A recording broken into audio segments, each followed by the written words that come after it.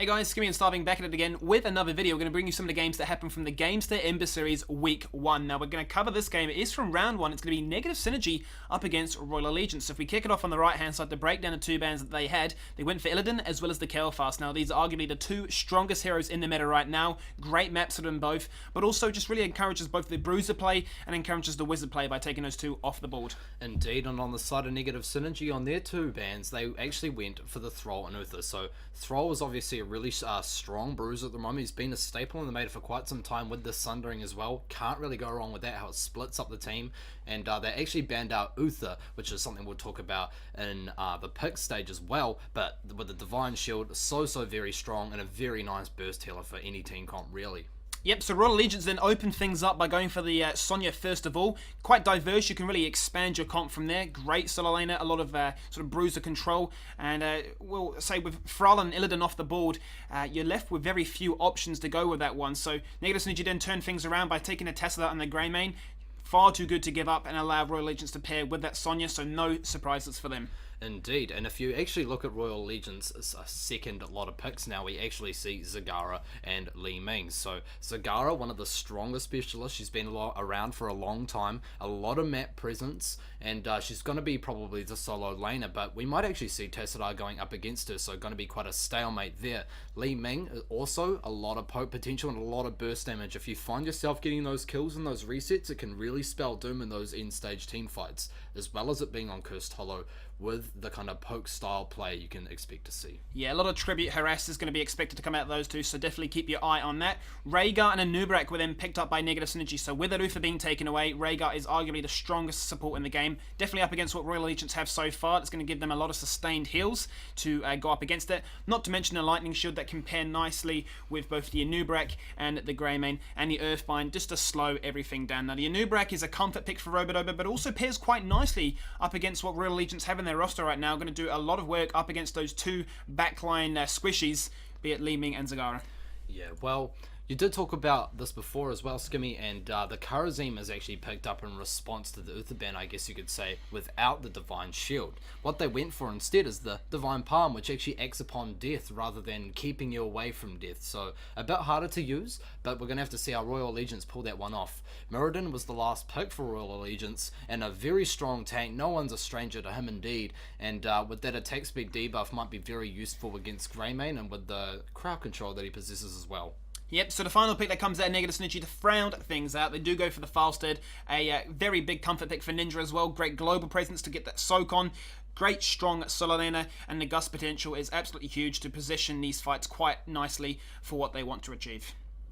So here we go, game number 1. It's Royal Allegiance up against Negative Synergy. And here we are on the Cursed Hollow. It's going to be on the left-hand side. Robodobo playing Anub'arak, Ninja on, Falstead, Sashin on, Greymane, Benjamin94 is on that Tassadar, and Dasperts is playing a Rhaegar. And on the right-hand side, we do have Royal Allegiance, formerly known as Team Onyx, I believe. And we do see Bullcrow playing Sonya, Can't You playing Li Ming, Damage or Damage playing Zagara, and Grumpshot on Kharazim, as well as Aloe on Muradin. Yeah, so pretty interesting compositions on both sides. And we're just going to have a quick look at these talents as they do go for that level 1 engagement. Pretty standard across the board from what we can see so far. And the only thing really is that Full Summer being picked up by Li Ming, so just looking to try and really prevent as much damage coming across as possible.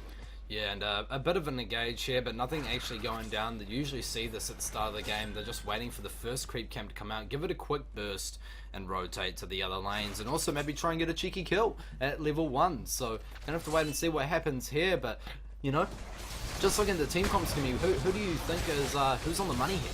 I really like Negative Synergy's comp right now. There's a lot of potential to really find a kill and slow up what people are going to be doing. I really think they went for the Uther ban to try and test Grumpshot's ability to play that monk and how well he is at executing those Divine Palms. Yeah, it's going to be interesting to see. Of course, we're not going to be expecting those Divine Palms to the later stages of the game, so let's see what they make of that. But we do see Falstad rocking down to the bottom lane now, maybe going for a wee bit of a cheeky gank, and at the top lane, Sashin vs Bullcrow, Sonya versus the old werewolf himself, Greymane. So going to be a bit of a tricky 1v1 for Greymane there. Someone may take that one, but who do you think's got the advantage there? Well, in that top lane, it's definitely going to go in favour of Sonya. Just has that innate sustain built into her kit, especially with that war paint. You can see Elo chopping up to try and make things happen, but he's not going to find any aggression just as of yet. Whereas in the bot-hand side, Benjamin94 up against damage. Bit of a stalemate, really. You're going to see he's going to get those creep trimmers, but Ben's going to have a great job with those Psionic Storm to clear those ones out. Exactly. Quite easy to deal with when you're playing a Tesla. But look at this. Quite aggressive in the mid lane. They do have 3v3, I guess you could say, for the side of Royal Allegiance and Negative Synergy. And Negative Synergy just really trying to pressure this. So forcing a lot of rotates and maybe the lack of rotates to the other lanes. So very nice play there. Ping zoning out onto Robodoba. So they know what's going on there. Shield being popped and burrowing out of that danger there. So, very nice plays by Negative Synergy. Yeah, burrows before any of that damage can connect, and, you know, with that cooldown, he's not going to be too phased at this stage. Nothing really too aggressive going down at this moment of the game. Now, Despots has responded by going to the top-hand side, and you can see this is because they're going to prepare for the Golem camp. Now, the first tribute will be spawning very shortly, I believe at 2 minutes 30, so they're going to get in preparation for that, a minion wave stacked in their favour. Oh, but look at this. This is pretty tricky here. Despots may be getting ganked. He is going to walk away. Bulko does come out and reveal what's going on. It's actually revealed by Kanchu that someone is in that brush, so Despot's going to play that one pretty chill, I think. Wouldn't be wise to face check that. A stun coming out from Elo as well, so lucky he didn't get an eat, but I don't think they would have had much of a follow-up.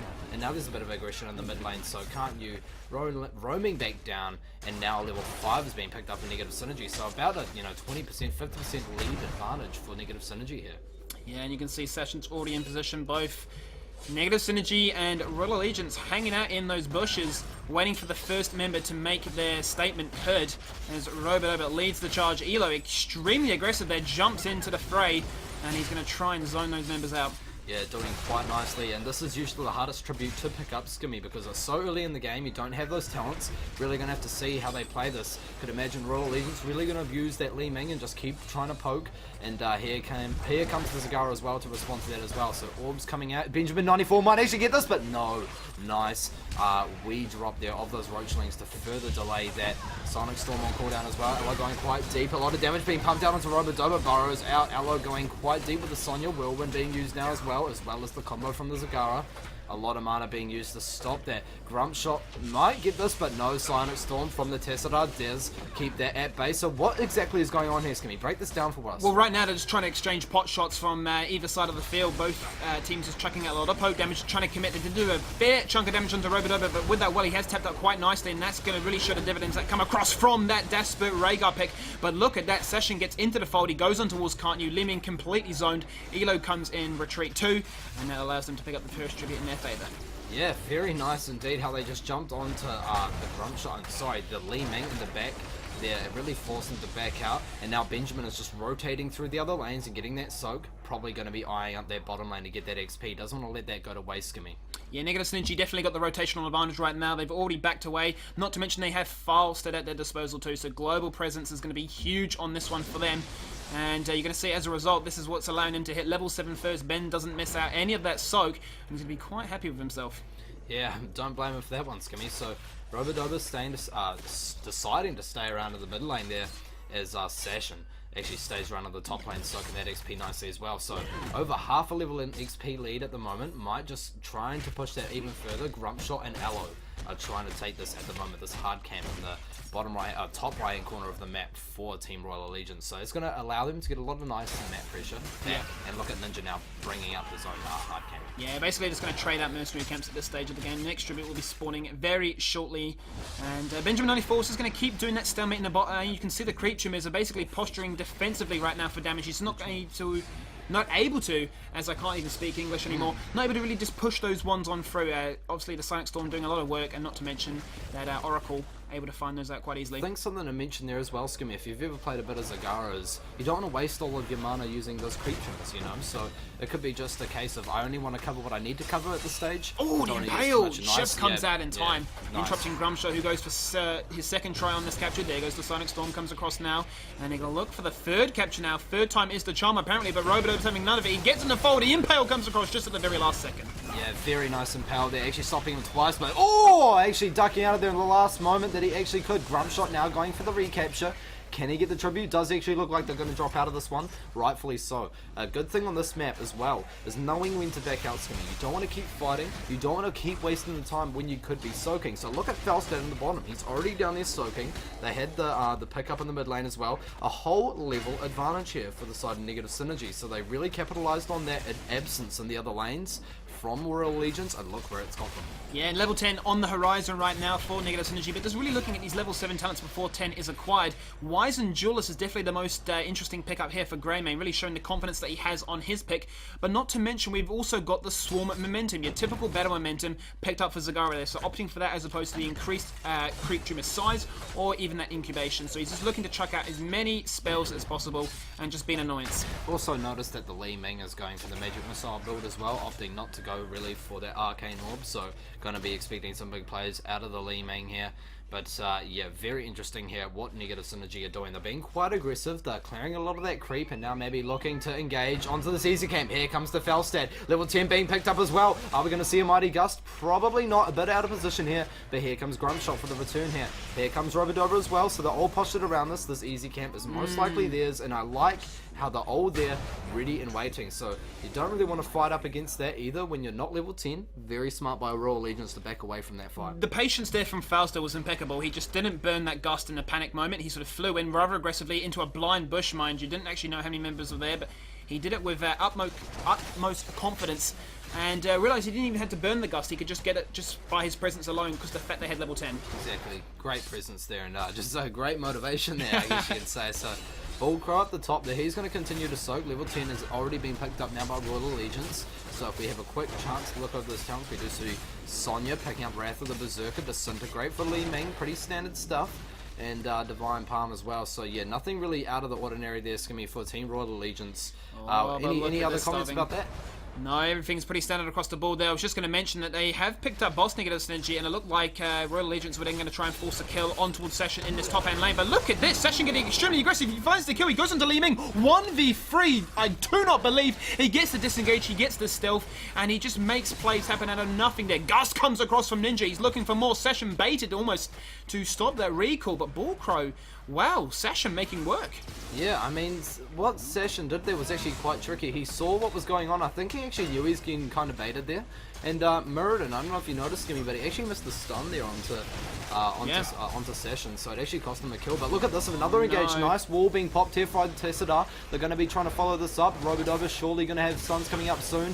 And nice swarm being used by Robodobra as well. That is, of course, his ultimate, so it does a lot of damage and regeneration. The boss now pushing as well, so are they going to look to fight this? They're just trying to drop this as positively as they can. Stun being used by Nubarek as well, actually pushing him off, and Aloe actually coming and taking the front lines, reducing the attack speed of Despots, and Robodobra here, and Benjamin actually getting a pick on Sonya in the background, trying to capture a cheeky watchtower. So contesting a watchtower isn't good at the start of the game. Don't think it's too good at this stage of the game either. Another pick coming out into damage, and look, he actually gets sucked up into a two-man war as well before he dies. So very, very nice pick there from Negative Synergy. Two picks on the side of them, and a curse as well. So not looking so good here for Team Royal Allegiance. Yeah, Zagara trying to make plays from the grave there, the two-man more to really try and seal the deal, but it's not to any avail at this stage. Look at this, they get the curse, they get the core, actually the keep really is what it looks like, but Sashinus is playing so aggressive right now, definitely agreeing with his sort of Korean heritage, if you will. Bullcrow has popped that Wrath of the Berserker, he's looking to try and defend as well as he can. The rest of Royal Allegiance have now spawned, and Ninja, extremely aggressive, baits in Robodobra,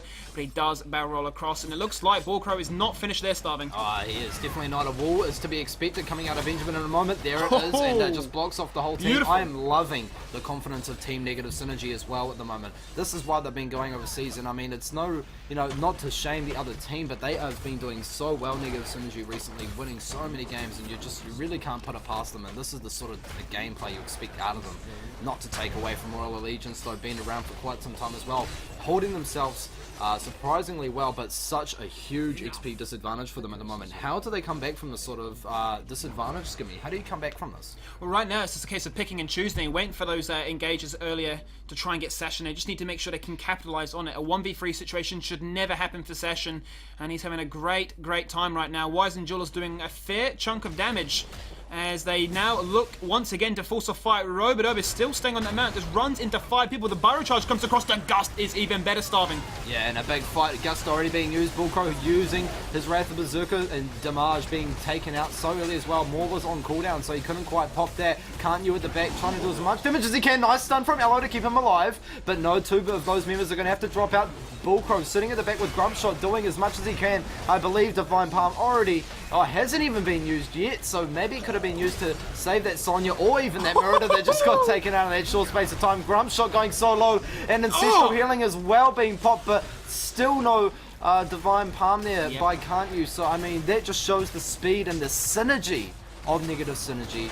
Really, really big team fight there, and Sashin is playing that Grey Mane just so well. That talent that picked up before Skimmy, just putting it work, isn't it?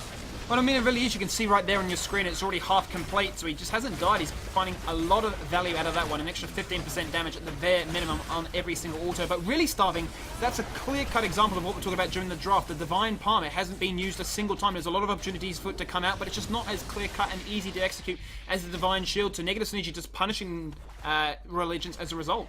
Yeah, and it's also choosing who to use it on as well. You don't want to revive someone that isn't too impactful in the fight. But look at this, Negative Synergy. They're feeling pretty comfortable now, Skimmy, about the lead that they have, and they are deciding to pick up the enemy boss. So if we have a quick look at this damage as well, look at this, Skimmy. Look at the Grey Mane doing a total of 32,000. So wow. Above the Li Ming of the opposing team, but very nice wall from Tessera there.